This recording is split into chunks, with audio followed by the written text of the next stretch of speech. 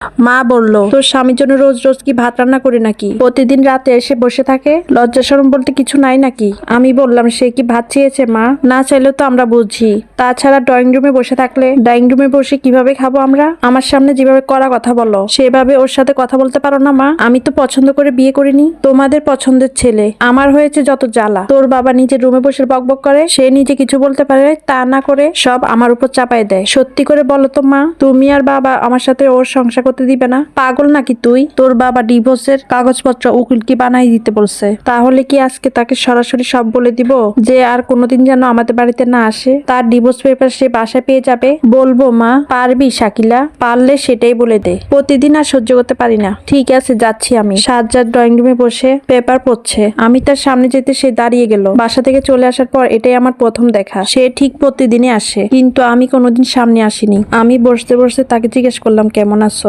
সে বলল, ভালো। চা নাস্তা করা হয়েছে? শুধু চা দিয়েছিল। তো বাসায় যাবে কখন? প্রতিদিন এত রাত করে বসে থাকো, তোমার কি বিরক্ত লাগে না? না, তোমার জন্যই তো অপেক্ষা করি। তুমি সামনে আসলে তো বসে থাকতে হতো না। আমার সঙ্গে তুমি কথা বলো না কেন? কথা বলতে ইচ্ছা করে না তাই বলি না। তোমার নাম্বার বন্ধ করে রাখছো? হ্যাঁ, বুঝতেই পারছো তোমার সাথে কথা বলার ইচ্ছা নাই তাই বন্ধ করে রাখছি। আমার ভুল হয়ে গেছে। কিসের ভুল সাজ্জাদ? তাহলে কেন তুমি আমাকে ছেড়ে দূরে থাকো? তুমি কি আমার সাথে থাকবে না শাকিলা? তুমি তো জানো আমি সরাসরি কথা বলতে অনেক ভালোবাসি। না সাজ্জাদ, আজও তোমার সামনে আসার কোনো ইচ্ছা ছিল না, কিন্তু তুমি তো প্রতিদিন রাতে এসে বসে থাকো। বিশ্রী লাগে। আমার কি করা উচিত? তুমি কি জানো তুমি প্রতিদিন আসাতে আমার মা বাবা কত বিরক্ত? হ্যাঁ জানি, কিন্তু তুমি তো আমায় পছন্দ করো, ভালোবাসো, তাই আসি। যদি বলে আমিও তোমার প্রতি অনেক বিরক্ত, তবে কি আর আসবে না? মনে হয় আসবো না, কিন্তু আমি জানি তোমার কোনোদিন বিরক্ত আসবে না। তোমার জানার ভুল আছে। আমি তোমাকে এখন বিরক্ত মনে হয়, না হলে অনেক আগেই তোমার সাথে চলে যেতাম, না হলে একা একা বাসায় যেতাম। চুপচাপ একটা কথা বলবো?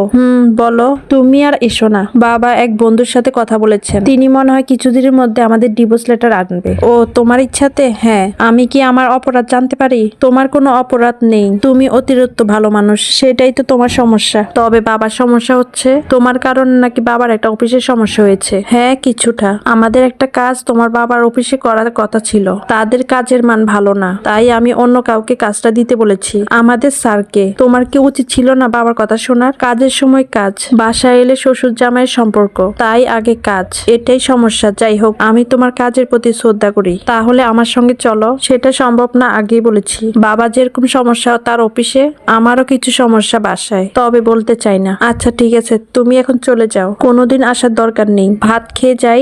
না, বাসায় গিয়ে খেও। তোমার জন্য অতিরিক্ত রান্না করা হয় না। তোমার জন্য তো হয়, সেখান থেকে নয় একটু খেতে দিলে। সাজ্জাদ অদ্ভুত কথাবার্তা। আচ্ছা সরি, একটু ফাইজলামি করেছি তো, ভালো থেকো সবসময়। সাজ্জাদ উঠে দাঁড়িয়ে গেল।